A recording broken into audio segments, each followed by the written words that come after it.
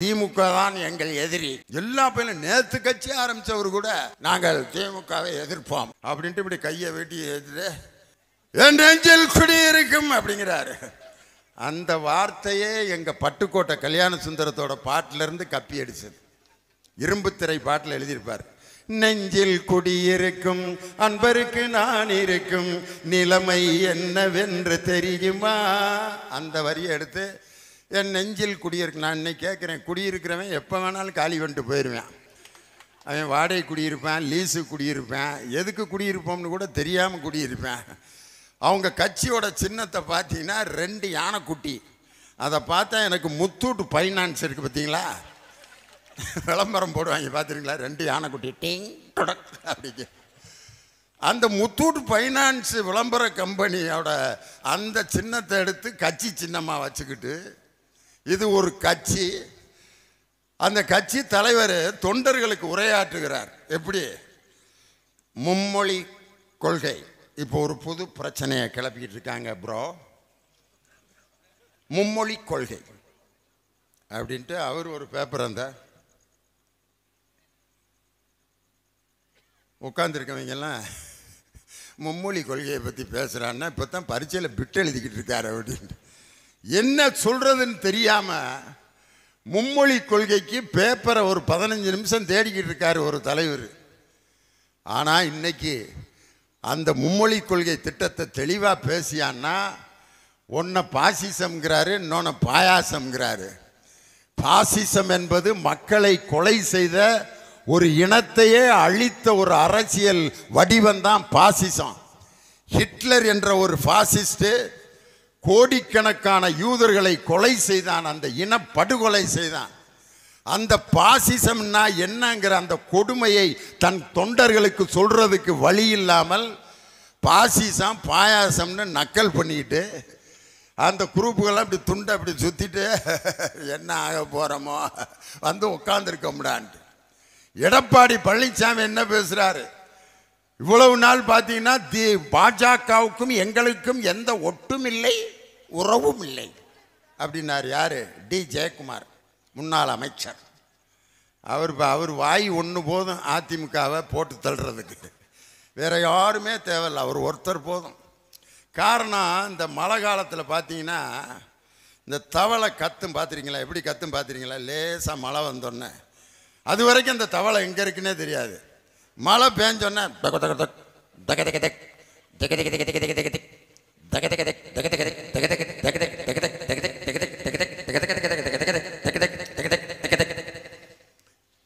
அது ரொம்ப சந்தோஷமாக கத்திக்கிட்டு இருக்கேன், மழை நம்ம மேலே உழுகுதுன்ட்டு. பாம்பு பார்க்குது, இங்கே தான் இருக்கியா மாப்பிள்ள அப்படின்ட்டு லப்புன்னு கவிறான்.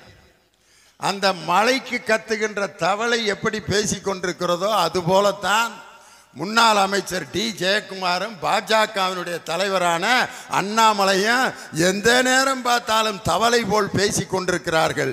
2026 ஜனநாயகம் என்ற பாம்பினால் கவ்வப்பட்டு அந்த தவளைகள் இருக்கிற இடம் தெரியாமல் போகுங்கிறதா இன்னைக்கு நிதர்சனமான உண்மை.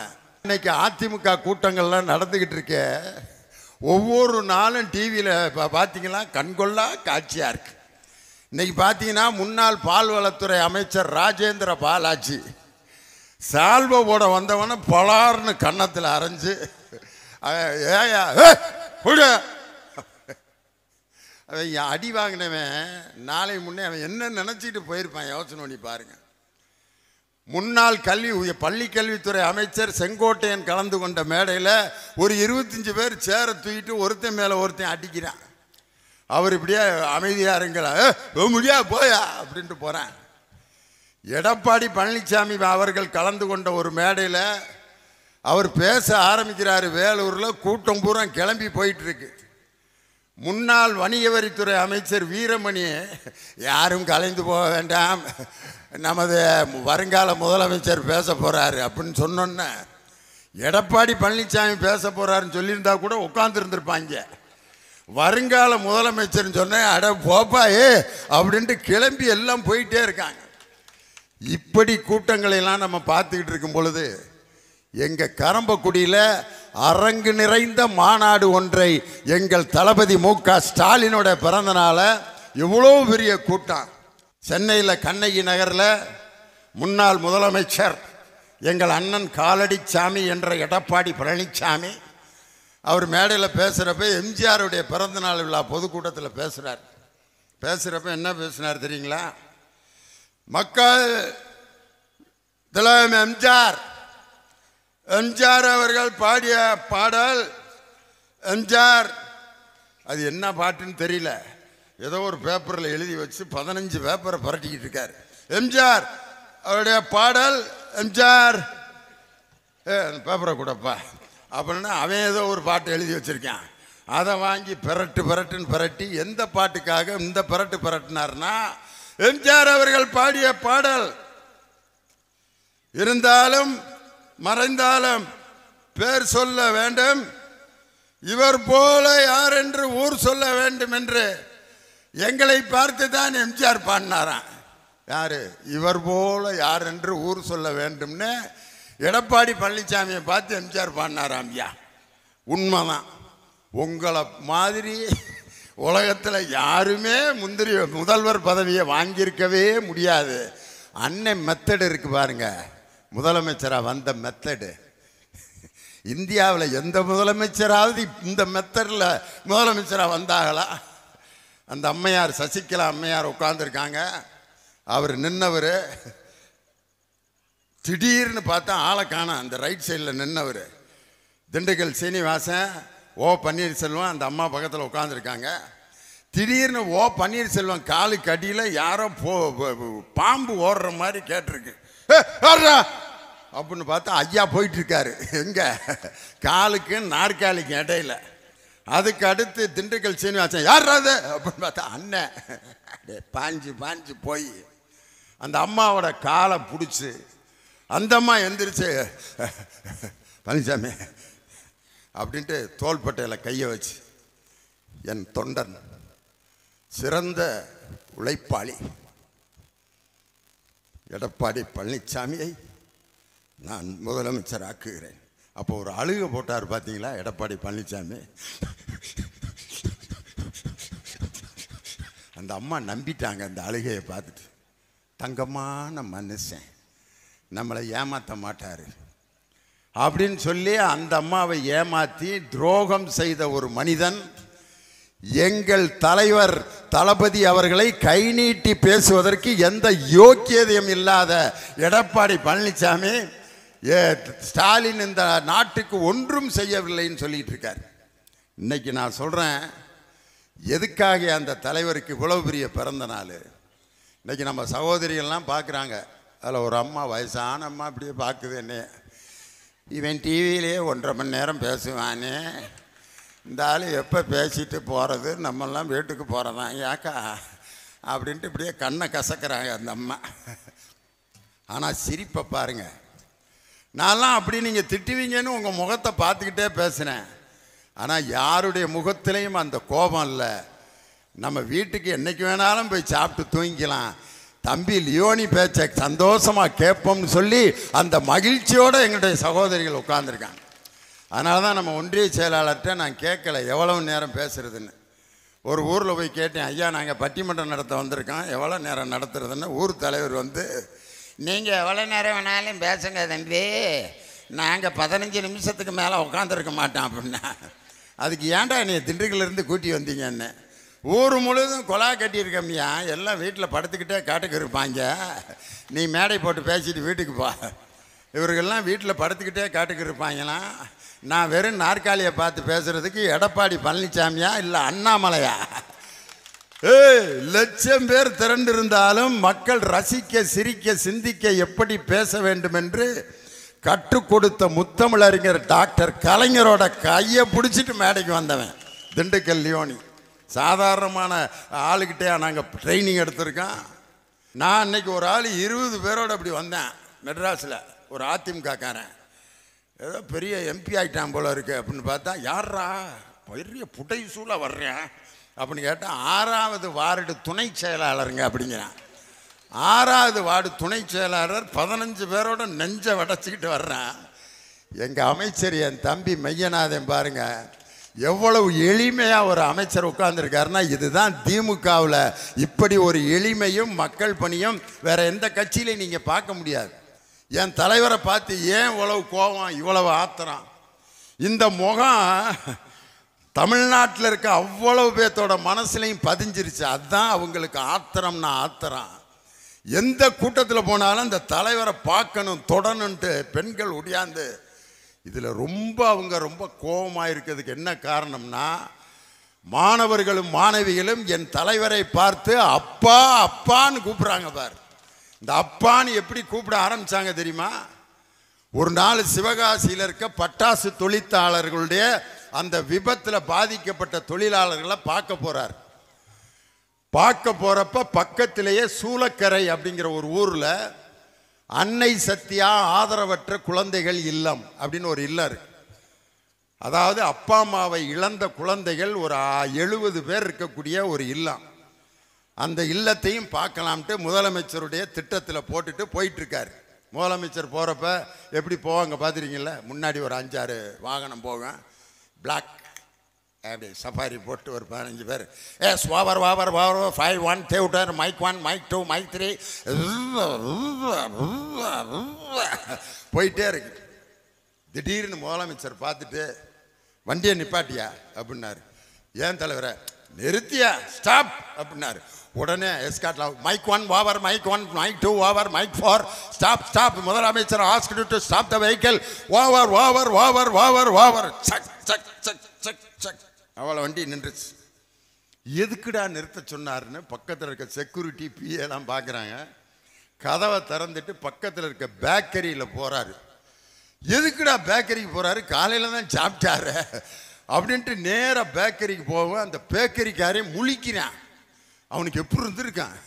காலங்காத்தால முதலமைச்சர் நம்ம பேக்கரியில் ரொட்டி வாங்க வர்றாருன்ட்டு அவன் கிட்டுன்னு ஆடி, தலைவரை வணக்கம் வணக்கம் வணக்கம், ஒரு 75 ஸ்வீட்டு ஒரு 75 காரம் பேக் பண்ண அப்படின்னு இருக்கார். அவனுக்கு கையும் ஓடலை காலும் ஓடலை. இதை தூக்கி அதில் வைக்கிறான், அதை தூக்கி இதில். அப்புறம் ஒரு 2-3 அசிஸ்டண்ட்டை கூப்பிட்டு 75 பேக் ரெடி ஆயிடுச்சு. ஸ்வீட்டு தனியாக காரம் தனியாக. பாக்கெட்டில் இருந்து பணத்தை எடுத்து கொடுக்குறாரு. தலைவரை வேணாம், நான் உங்களுக்காக காசை வாங்கிக்க, என்கிட்ட இருந்து வாங்க அப்படின்ட்டு பாக்கெட்டில் இருந்து பணத்தை எடுத்து கையில் கொடுத்து மிச்ச காசு குடியான்னு கேட்டார். மிச்ச காசையும் வாங்கிக்கிட்டு அந்த 2 பையன் எடுத்துக்கிட்டு அந்த ஆதரவற்ற குழந்தைகளுடைய இல்லத்துக்கு போய் அந்த குழந்தைகளுக்கெல்லாம் கையில் கொடுத்து அவங்கள சாப்பிட விட்டு அவங்களோட உட்காந்து சாப்பிட்டு, உங்களுக்கு அப்பா அம்மா இல்லைன்னு கவலைப்படாதீங்க, இந்த ஸ்டாலின் இருக்கேன், உங்களுக்கு எல்லாம் நான் செய்கிறேன் அப்படின்னு சொன்னோன்னா அந்த பிள்ளையெல்லாம் அழுது ரொம்ப நன்றி அப்பா அப்படின்னு அன்று அந்த குழந்தைகள் சொன்ன நன்றி அப்பாங்கிற வார்த்தை தான் இன்று தமிழகம் முழுவதும் எங்கள் தலைவரை அப்பா என்று அழைக்கிறார். இதில் எடப்பாடி பழனிசாமிக்கு என்ன கோபம்? என் தலைவரை அப்பான்னு கூப்பிட்டா உங்களுக்கு என்ன? நீங்கள் உங்கள் தலைவியை அம்மான்னு கூப்பிட்டீங்களே, நாங்கள் ஏதாவது சொன்னோமா? எங்களுக்கு அம்மா இருக்குது, அந்த அம்மா வேண்டாம் அம்மான்னு கூப்பிடணும் அப்படின்னு நம்ம ஏதாவது கேட்டோமா? கூப்பிடுங்க. ஆனால் அந்த அம்மா இறந்த பிறகு இன்னைக்கு வரைக்கும் அந்த அம்மாவை தானே அம்மாவை வச்சிருந்துருக்கணும்.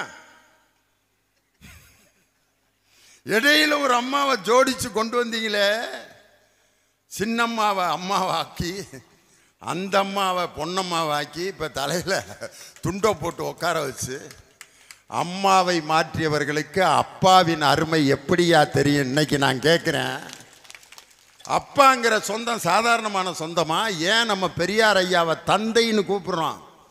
தந்தைங்கிறதுக்கு இன்னொரு வார்த்தை தான் அப்பா. கிராமத்தில் அப்பேன் அப்படிம்பாங்க, கொப்பா அப்படிம்பா. அம்மாங்கிற சொல் மாதிரியே தான் அப்பாங்கிற சொல்லும். அம்மாங்கிற சொல்ல உயிர் எழுத்தில் தொடங்கும். இம்முங்கிறது மெய்யெழுத்து, மாங்கிறது உயிர்மெய் எழுத்து. ஆ என்ற உயிர் எழுத்தையும் மெய் என்ற மெய்யெழுத்தையும் உயிரையும் மெய்யையும் சேர்த்து உயிர்மெய்யான உடலை கொடுத்தவள் அம்மா.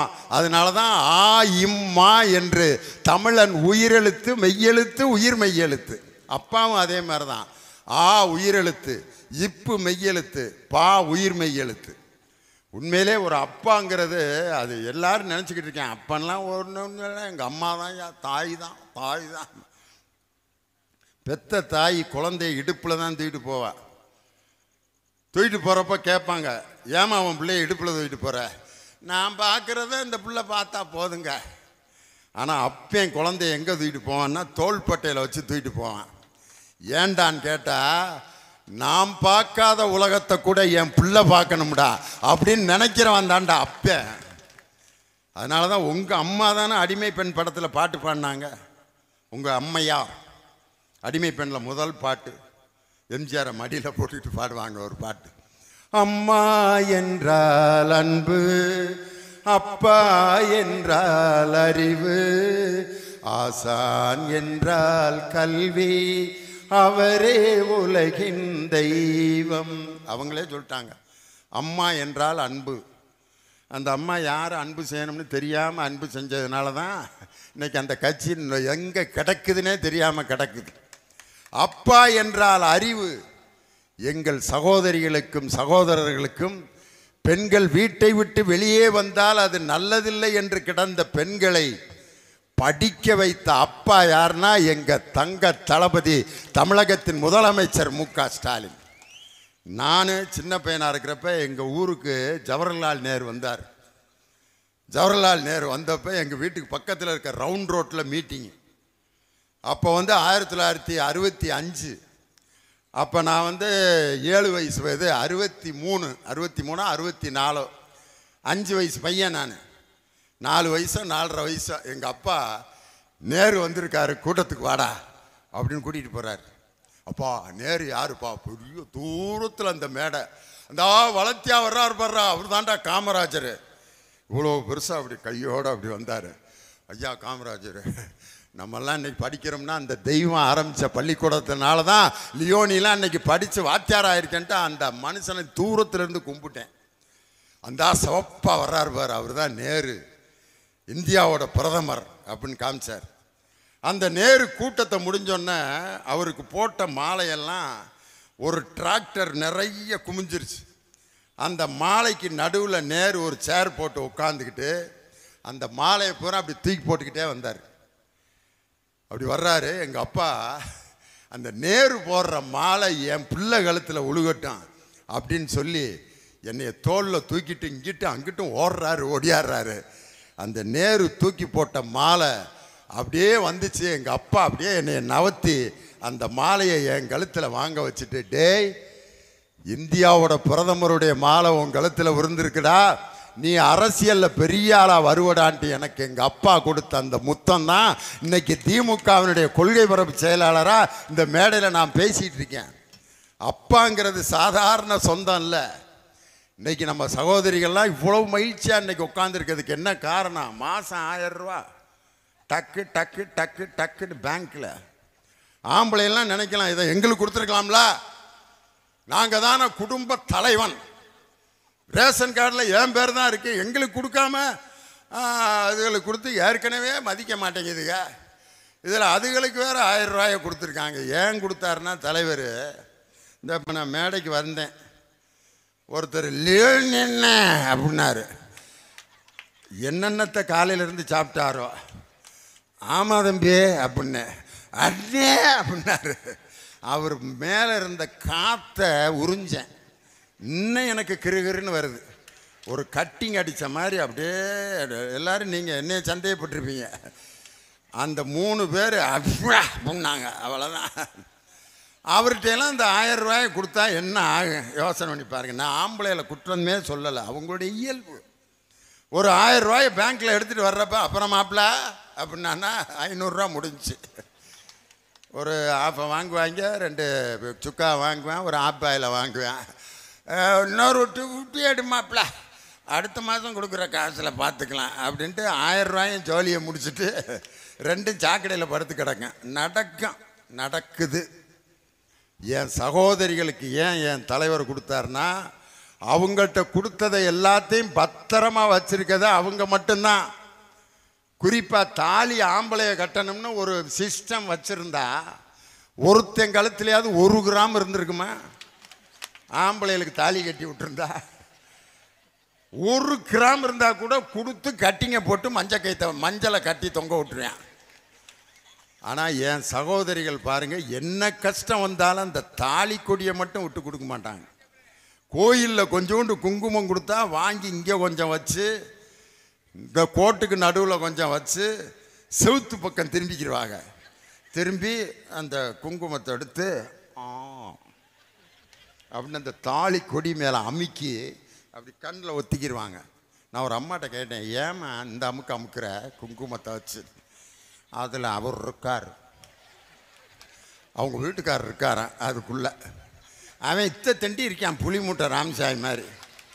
அவன் இருக்கான்னு நம்பி அதில் பொட்டை வச்சு இப்படி கன்னத்தில் ஒத்திக்கிறாங்க. பற்றியில் ஒரு சின்ன கைத்தை கூட என் சகோதரிகள் பத்திரமாக வைத்திருக்கும் பொழுது ஒரு 1000 ரூபாயை தன் குடும்பத்திற்காக செலவழிக்கக்கூடிய ஆற்றல் என் சகோதரிகளுக்கு இருக்குங்கிறதுனால தான் உரிமை தொகைன்ட்டு அவங்க கையில் 1000 ரூபா கொடுத்தார்.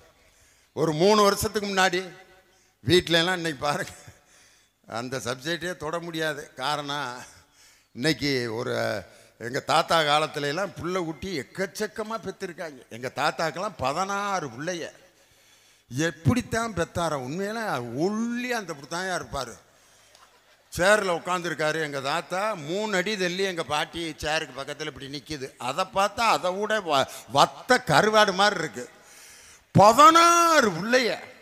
நான் சின்ன பிள்ளையில் எங்கள் தாத்தாட்ட போய் கேட்டேன், எப்படி தாத்தா 16? எல்லாம் ஆண்டையும் பார்த்து கொடுத்தாதான் அப்படின்றாரு. நான் உண்மையிலே நம்பிட்டேன். கோயிலில் போய் ஒவ்வொரு பிள்ளையாக வாங்கிட்டு வந்துருப்பார் போல இருக்குன்னு. சின்ன பையன், எனக்கு என்ன தெரியும். இப்போ நினைக்கிறேன் கிழமை எவ்வளோ விசக்கிழவனாக இருந்திருக்காருன்னு.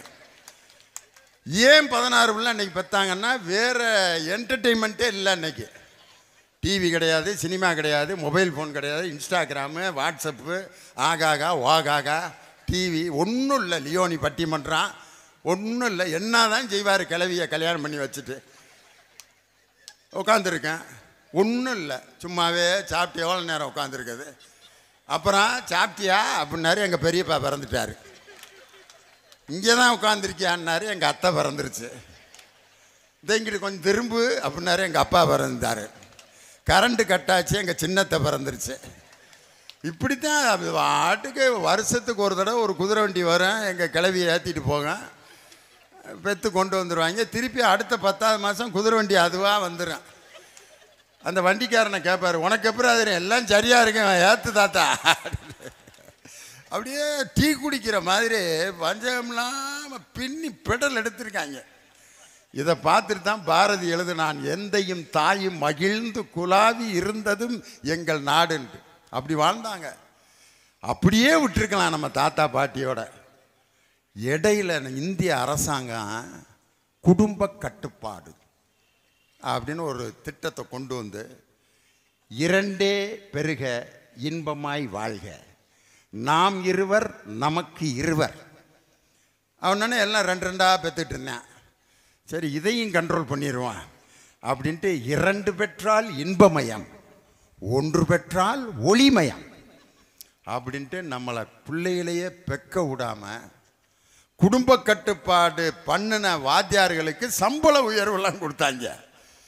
குடும்ப கட்டுப்பாடு கேஸ் ஒரு 100 பிடிச்சிட்டு வந்த ஒரு அரசு ஊழியருக்கு பதவி உயர்வு நடந்துச்சு. அரசாங்க திட்டத்தை முறைப்படி கடைப்பிடிச்சோம்யா. ஆனால் எங்கள் அப்பா குடும்ப கட்டுப்பாடை மீறினதுனால தான் லியோனி பிறந்தேன். எங்கள் அப்பா மட்டும் அன்றைக்கி குடும்ப கட்டுப்பாடை ஃபாலோ பண்ணியிருந்தாருன்னா லியோனி இல்லை. ஏன்னா நான் 3ஆவது பிள்ளை எங்கள் வீட்டில். எங்கள் அப்பா ஃபேமிலி பிளானிங் அப்படின்றதாருன்னா லியோனி இல்லை. இங்கே கரம்பக்குடியில் நான் யாராவது பேசிகிட்டு இருப்பாங்க. அப்படி குடும்பத்தை கட்டுப்படுத்தி இன்றைக்கி தமிழ்நாட்டினுடைய மக்கள் தொகை 7,15,00,000. இதே குடும்ப கட்டுப்பாடை தான் வட இந்தியாவில் இருக்கவங்களுக்கும் சொன்னாங்க. அவன் சொன்ன பேச்சே கேட்கலை. நீ சிவப்பு முக்கோணத்தை ஒட்டிட்டு போட, நாங்கள் பாட்டுக்கு வேலையை பார்த்துக்கிட்டு இருக்கான்ட்டு பெற்று தள்ளிட்டாங்க. உத்தரப்பிரதேசம், பீகார், அது இதுன்னு.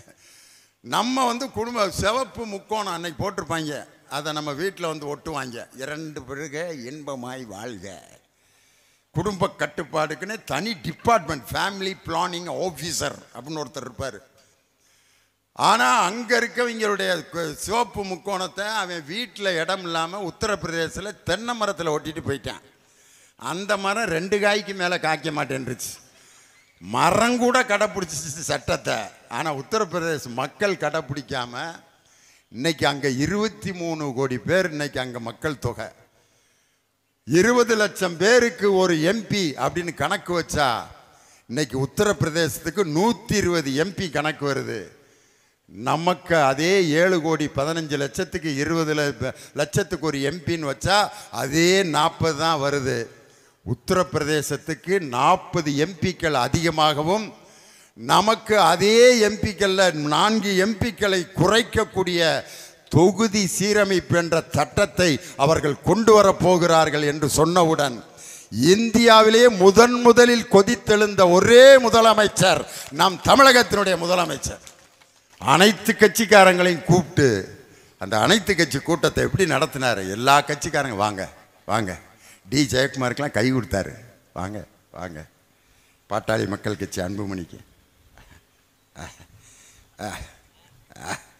அவங்க எல்லாம் மனுஷன் ஐயா முதலமைச்சர்னா அப்படி இருக்கணும்யா அப்படின்னு எல்லாரும் அவ்வளோ மகிழ்ச்சியாக பாஜகவை தவிர மற்ற எல்லா கட்சியும் அதில் பங்கேற்றார்கள். அப்படி அனைத்து கட்சியும் கூட்டி இன்னைக்கு தொகுதி சீரமைப்புங்கிறது மக்கள் தொகை அடிப்படையில் கொடுக்கக்கூடாது, வளர்ச்சியின் அடிப்படையில் தான் கொடுக்க வேண்டும் என்ற ஒரு உரிமை குரலை எழுப்பி இருக்கக்கூடிய நம் தமிழகத்தினுடைய முதலமைச்சர் இன்னைக்கு அப்படிப்பட்ட ஒரு தொகுதி சீரமைப்புக்கு அனைத்து கட்சியும் கூட்டக்கூடிய ஆற்றல் உள்ள முதலமைச்சர். அதை விடுங்க, இன்னைக்கு எங்கள் சகோதரிய ஒரு காலத்தில் ஒரு ஊருக்கு ஒரு எங்கேயாவது போகணும்னா அந்த பஸ்ஸுக்கு போகிறதுக்கு படுற பாடு. ஒரு கல்யாணத்துக்கு போகணும்னா கூட வீட்டுக்காரரு இந்தடி பஸ்ஸு காசு இல்லை, நான் மட்டும் கல்யாணத்துக்கு போயிட்டு வர்றேன், நீ வீட்டில் பிள்ளைகளை பார்த்துட்டுரு அப்படின்னு சொல்லிக்கிட்டு இருந்தான். இதெல்லாம் எப்போ? 3 வருஷத்துக்கு முன்னாடி. இப்போ என்ன ஆயிடுச்சு தெரியுமா? நான் போனால் டிக்கெட்டு கேட்குறாங்க, கல்யாணத்துக்கு நான் போகலை நீ போயிட்டு வான்னு சொல்லி அவன் போக வேண்டிய கல்யாணத்துக்கு தன் மனைவியை இன்னைக்கு அனுப்பி ஒரு கல்யாணத்துக்கு ரெப்ரசன்டேட்டிவாக இன்னைக்கு அனுப்புகிற அளவுக்கு பெண்களுக்கு உரிமை கொடுத்த தலைவர் நம் தளபதி மு.க. ஸ்டாலினியா. அந்த பஸ்ஸில் அந்த போகிறப்ப அந்த ஃப்ரீ பஸ்ஸில் அந்த உரிமை பயணத்தில் விடியல் பயணத்தில் உட்காந்து போகிறப்ப அது ஒவ்வொரு காட்சியும் பார்க்கணும். பக்கத்தில் இருக்க பொம்பளைகளோடு உட்காந்து பேசிக்கிட்டு, ஏக்கா உன் மக ஒன்று இருந்துச்சு, இப்போ என்ன பண்ணிக்கிட்டு இருக்கு? அவள் வயசுக்கு வந்தாளா? வயசுக்கு தான் வருவேன், இப்போ அதுக்கு என்ன இந்த இழுவை இழுக்கிற? வயசுக்கு வந்தா மாமனுக்கு கட்டி கொடுத்துடலாம்னு பார்த்தேன், அவள் படிக்கிறேன்ட்டா. இப்போ படிக்க வச்சுக்கிட்டு இருக்கியா?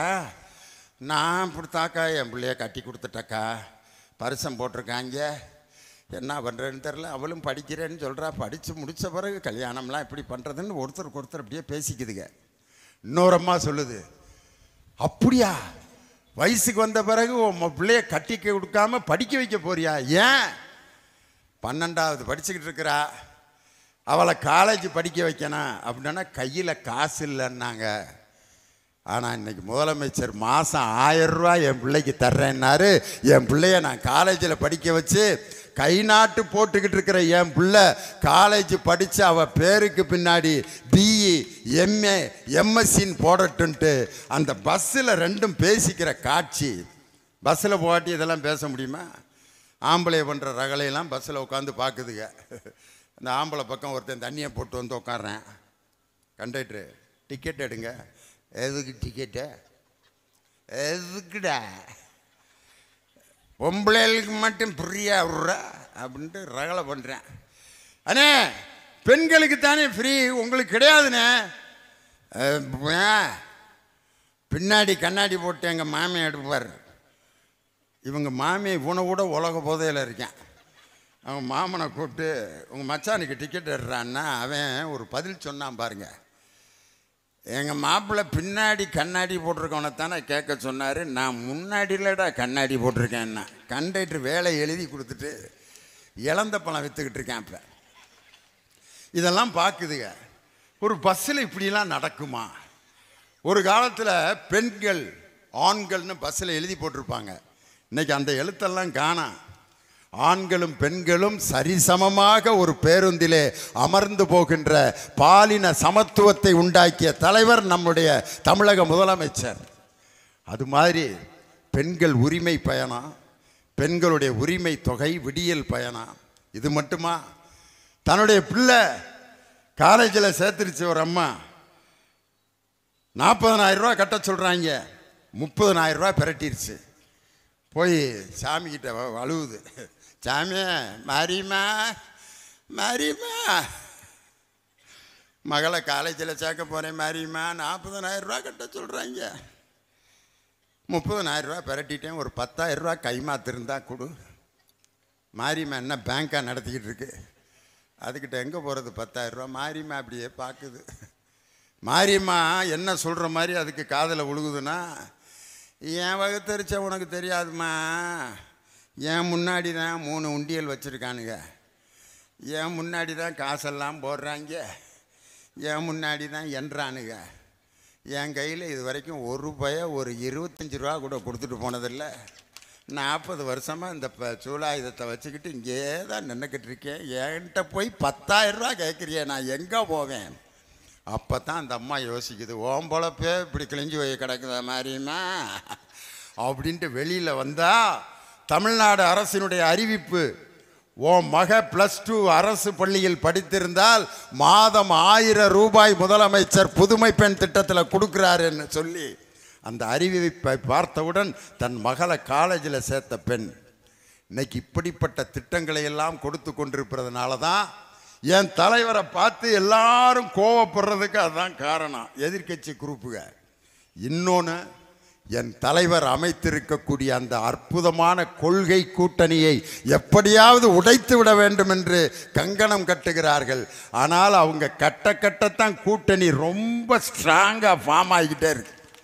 ஆனால் எடப்பாடி பழனிசாமி, நாங்கள் விரைவில் நீங்கள் விரும்பும் கூட்டணியை அமைப்போம், யாருன்னு சொல்லுங்க அப்படிங்கிறாங்க. அதை அமைப்பான், இன்னும் 1 வருஷம் இருக்குல்ல, இன்னும் 1 வருஷம் இருக்குல்ல, 1 வருஷம் இருக்குன்னா உங்கள் கூட ஒரு வயலும் சேர மாட்டாங்கிறத சொல்லுங்க.